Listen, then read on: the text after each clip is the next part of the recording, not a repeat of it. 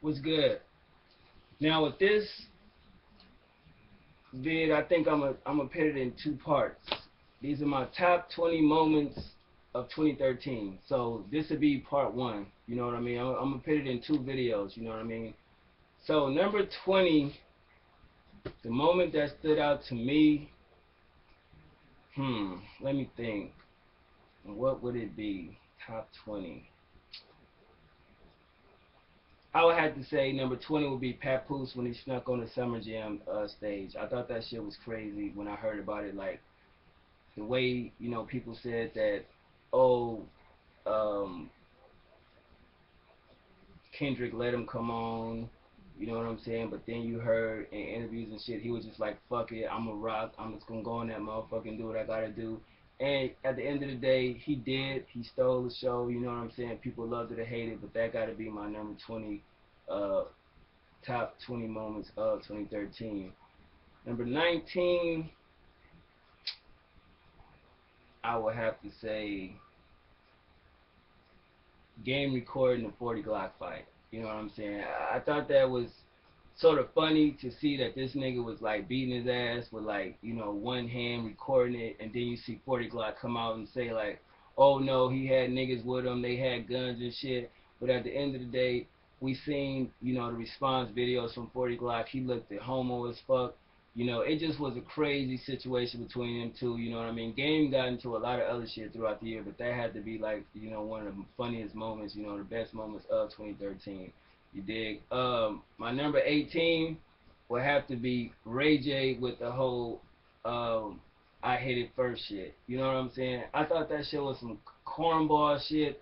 To me, that topped when he did the fabulous shit. When he was like, me and the money team, blah blah blah. We got Rolls Royces outside, nigga. Da, da, da. I thought that shit was hilarious. But when he made the song and did the video for it, I was like, this nigga really must love this bitch Kim Kardashian. He mad. It's like, what are you mad at? You had her, my nigga. You put her out there like she was a whore, and then want to sit there and bash her because her and Kanye, you know what I'm saying, got together, got a kid or whatever, and they supposed to get married.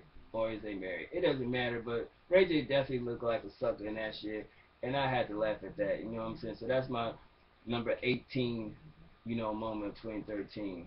Moving on to number 17, I would have to say Chris Brown and Frank Ocean. That shit made no fucking sense. Like, we already know that Frank Ocean is like, you know what I mean? I guess he came out the closet or whatever. And Chris Brown had a horrible year as far as to, being in the public eye. And that altercation to me was funny. You know what I'm saying? First, it was over you and Drake over a girl, and then you and this nigga over, from what I hear, a parking spot, or he tried to shake your hand or some shit. I don't know what it was over, but Chris Brown didn't look right. Fighting, you know, supposedly, a gay male at the end of the day. It made you look soft, homie. And Frank Ocean actually talked about it on Earl Sweatshirt's album. You know what I mean? But whatever.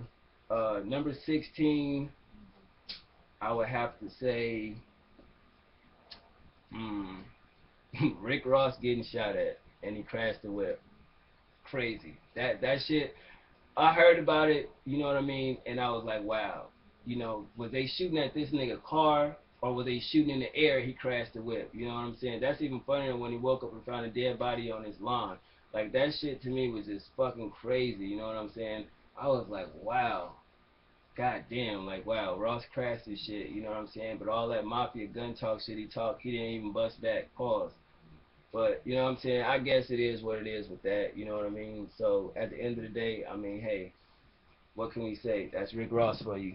Moving on to my number 15 moment. I would have to say Consequence versus Joe Budden. That situation was crazy. You know what I'm saying? Because it showed when Joe Budden went to Consequence or whatever, and when they was doing a Vlad interview, and then they was on the Love and Hip Hop shit, and that whole situation just was funny. Two old ass rappers fighting over basically nothing at the end of the day. So that shit was crazy. You know what I mean? Y'all let me know what y'all think about that. Um, my number 14 moment have to go to Wiz Khalifa and Amber Rose actually getting married. I couldn't believe it. It was one thing when he got her knocked up and they had a baby, but he actually married her. So I was like, whoa, that's like a shocking moment. Like, you really just married this chick. Like, she used to be a stripper for like a decade. You know what I'm saying? Who knows what Kanye done taught this bitch or whatever. And it's just like you had leftovers, and the way everything went along, like they so in love and like they so made. To me, all that shit was funny, but I guess, whatever makes your heart happy makes your heart happy, whatever. Number 13 has to be the homecoming of Ja Rule, Lauryn Hill, and Fat Joe. We all know they all went to jail on different occasions for different reasons, but when they all got out of jail, I thought it was sort of crazy how Lauryn Hill got out, and the spectacle of what happened with her.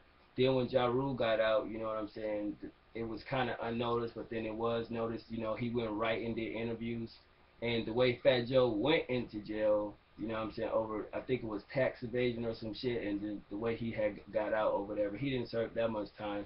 But I just thought them three coming out of jail for like the bullshit charges or whatever they had, that shit was kind of crazy.